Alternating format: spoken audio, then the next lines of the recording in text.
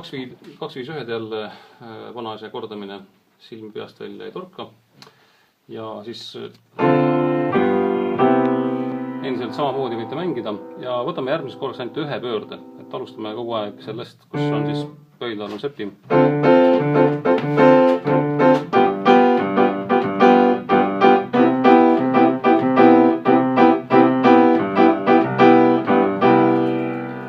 Sedasama ühte järgmist korda 2 korda, siis ta hüppab edasi niimoodi, et see toonika on nagu pool tooni kõrgemal, ehk siis toonika suhtes teine aste on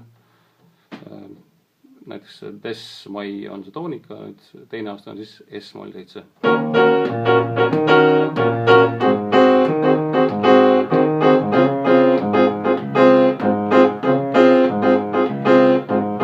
Jällegi, seda on 2 korda, siis läheb edasi D-tuuri ja algab E-moll 7-ga.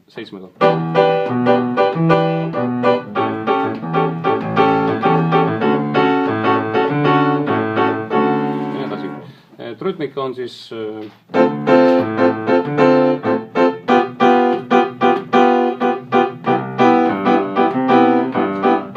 vasakasi võib mängida